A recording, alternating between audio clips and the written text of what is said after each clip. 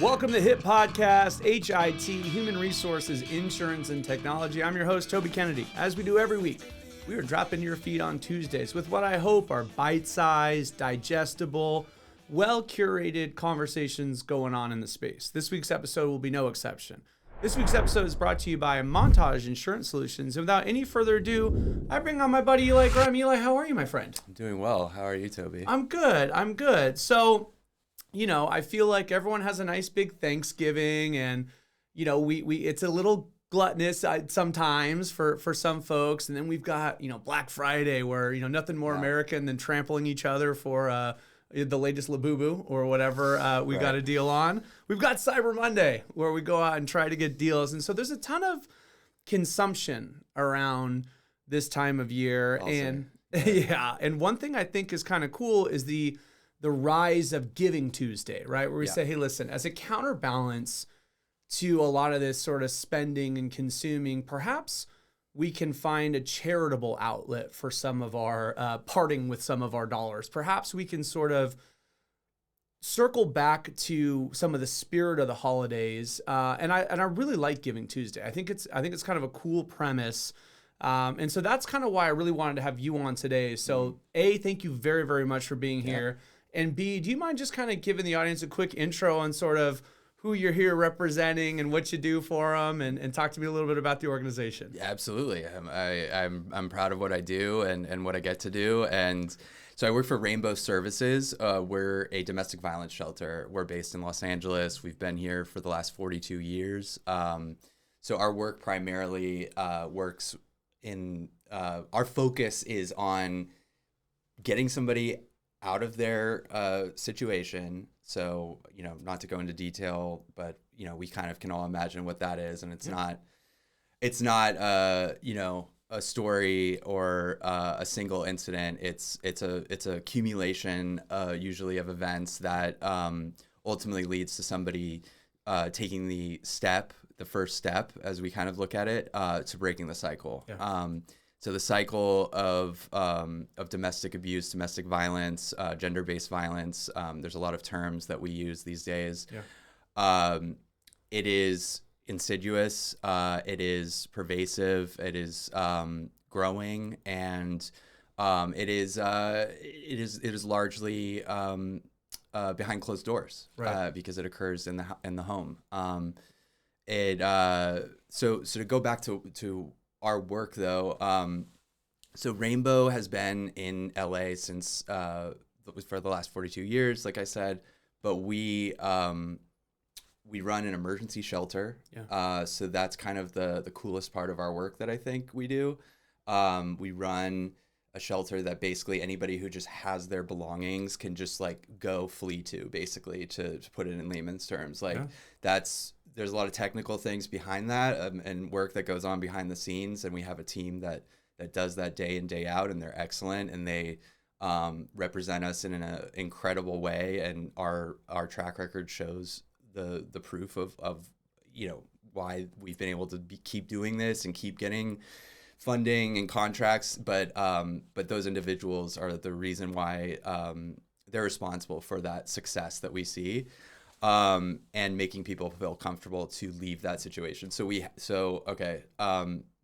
free to cut me off here and inject follow-up questions, but I'll walk you through kind of what that process is of what we do, if that's. I think that'd be great. Yeah. I think, you know, I want to use the overall theme of Giving Tuesday and shine a spotlight on an organization that, you know, we've talked a little bit off camera that, you know, I grew up in, you know, domestic violence shelters. My mom I want to get into did break a cycle. And now I'm so blessed to be a new board member for Rainbow. So okay, all right, we buried the lead here. Toby is a new board member of Rainbow. I just met Toby last night, and I'm happy to meet you in person, by the way. It's just you know, I feel like we're breaking the fourth wall, but in a good way. I want us to, you know, tell me about yourself, man, and how you heard about Rainbow and how you came to us. I don't know that backstory. Other than your friendly introduction last night, which I appreciated. Yeah, cool, man. Right on. Yeah. So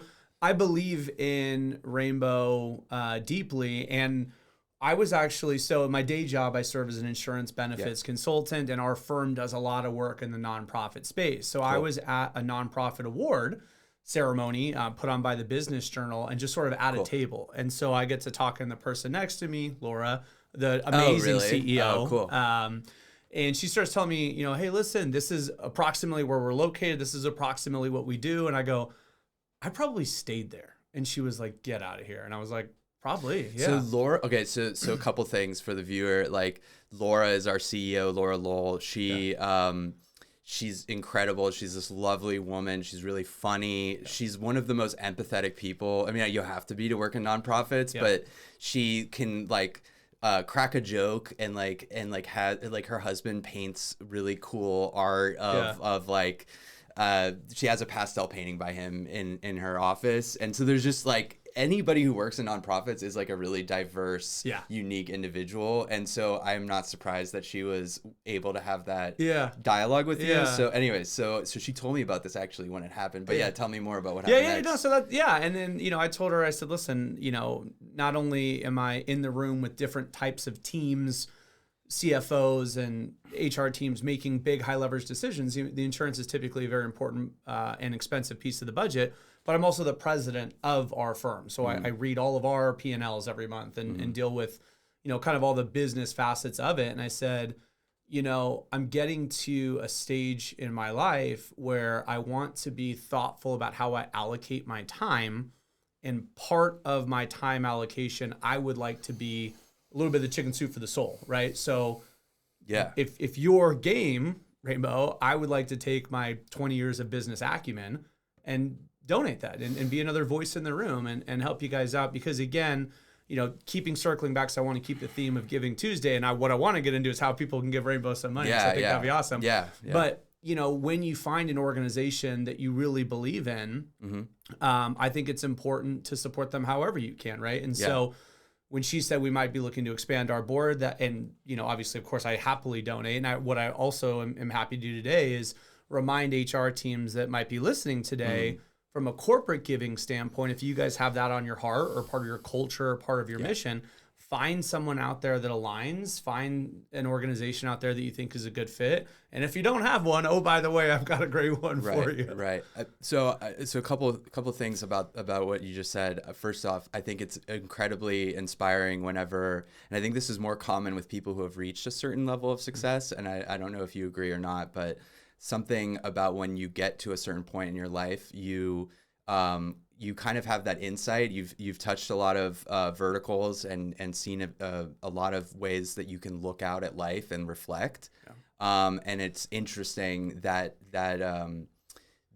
seems to overlap a lot of times with philanthropy. And of course, it gets dismissed as performative, but I don't think that it is to the individuals who are undertaking it. It is easier to criticize from the outside, but why, when you're, and also to touch on your Giving Tuesday piece, I think, as we're talking about this and the holiday season, it's great that people give during the holidays. I love that brings out that element of people's psychology and their sense of community. We all come together during the holidays, so it only makes sense that we think about those less fortunate at that time. I would love if people did it all year round. That's right. But I do think that also hearing our story, knowing about what we do, and when people actually understand the work that goes into it behind the scenes, not just the mailer, the flyer, or the pretty picture of somebody getting handed a meal, is when, especially in the podcast age right now, you can connect with the organizations that you support. You can see that stuff. And a lot of organizations, this kind of gets into my pitch about my work that I do, but a lot of organizations don't show the what is going on the ground. A lot of organizations, their websites are still in the 70s and and they're kind of old school. It's refreshing, I think, in today's age to see when nonprofits do, in the same vein of what is going on in the media landscape and culture as a whole, that adaptation to being more authentic and showing the raw side of their work, because we all connect more to, and the reason why we connect with nonprofits is because we are wanting to be more connected to the grassroots. That's the point. And so when that correlation, that threshold will cross soon, because a lot of these nonprofits are aging out, but I'm hopeful that that's where we're going as a whole, and that's kind of what I want to bring to Rainbow in the future. Yeah, I mean, even Laura, she did like her CEO note the other day, and she made a comment about being at one of the facilities and seeing two children play, because they felt safe. Yeah.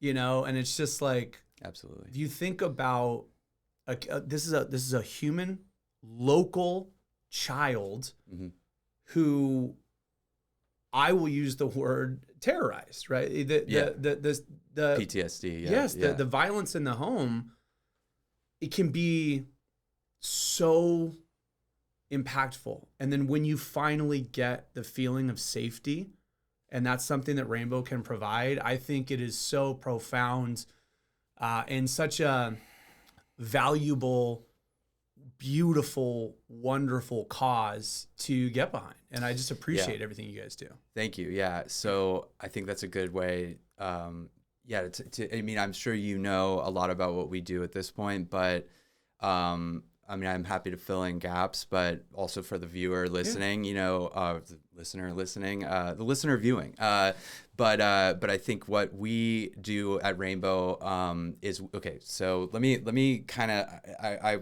I was getting on that path, but I want to kind of mind map what we do so that people can connect with the work in a way that they feel that they're part of when they support, part of that.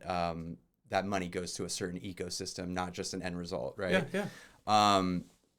So what we do is we operate. So like I was sort of touching on, the entry point being we take a crisis call. A lot of times these are people who maybe have already gone through a few numerous police-related incidents, or typically, like I was saying earlier, this does not exist in a vacuum, and it is not a single time incident. So really put yourself in those people's shoes, and think about how much courage it took to get to that place. So Rainbow exists to open that door for them. We are a custom tailored solution to the individual who is needing that doorway opened, because it doesn't exist with the police. The police will initiate procedures to protect your safety, but they do not create the long-term stability. And we are complementary, obviously, to the legal and criminal procedures that need to take place. And I can touch on that too. We operate a legal clinic, which I'm proud to say we do not omit those parts of the process in our work. So basically, once somebody makes a call to that hotline, then we will typically arrange a time or a place to either meet them, or where they can walk in our door. We also take walk-ins. Although I will say, as of right now, just with everything going on in California, Los Angeles, and federally, we are experiencing a slowdown in people feeling safe enough, because our clients primarily are people who are already at a very low economic threshold. If you're seeking a nonprofit, low-cost alternative to therapeutic long-term care, you are already somebody who is in economic need. So those individuals typically are they overlap with immigration issues, just to be blunt about it. I mean, and so we have seen a slowdown in people feeling comfortable to access care, and I think that that's an important part of the piece of the conversation, not just the funding cuts, but the fear-based avoidance. Anyways, so then once somebody comes in, they're in our emergency shelter typically for like 30 days. They can bring their kids, they can bring their pets too, which is awesome. Most shelters don't allow pets. So we allow pets, and then when they're in that 30-day process, it's really about stabilizing. It's, think about what their life is just upheaved. They're in a new location. We create the environment to make that comfortable, and you're around peers who are also going through the same thing. So you restore community. Actually, this is a great pivot, and we can keep the thread going, but I'd love to hear about your experience with this growing up, so that part of the conversation is also about, kind of how this relates, because we can get an insider's look at it. Yeah. I think that If you're open about talking about yeah. No. I mean, long story short, unfortunately, my mom's passed away. Yeah. And Mine too, by the way. So we talked about this last night. My mom was in group homes growing up, and it's great to be at a place where we can talk about it. So I'm curious to know, and two guys talking about women's issues, but I wanna make sure that we don't leave our authentic voices out of the conversation too, and knowing that we're a niche subset. But yeah, I'd love to hear. Sure, yeah. Two guys now that were, or at least for mine, what was once a little boy. Yeah, and, of course. Yeah, so my mom, fled a very abusive man, and as you mentioned, Your father. Yeah. Okay, It takes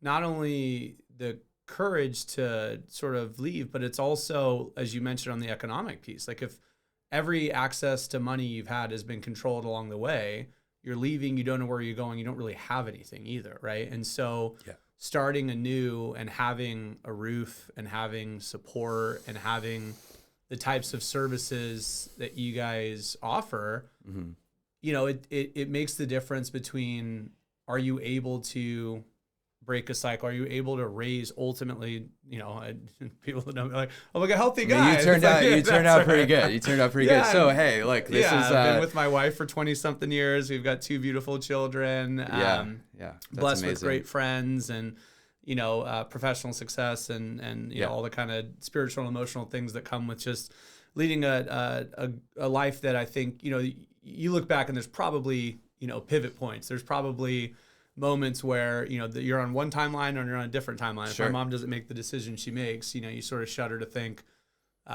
where are you today?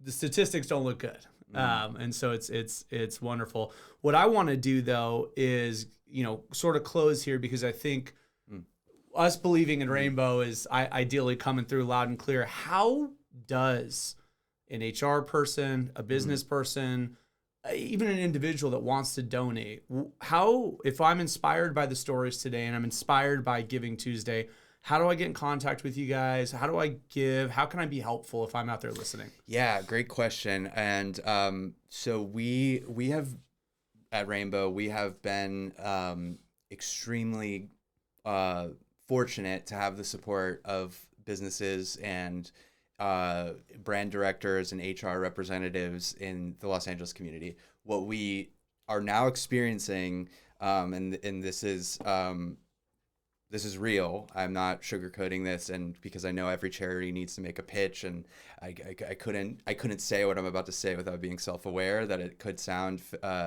like a bit of a get on, but we have experienced a severe shortage of funds due to specifically something everybody is aware of, the federal funding cuts going on right now. Grant funding as a whole has gone down. So the need is bigger than ever for us to receive donations from either corporate or individual donors.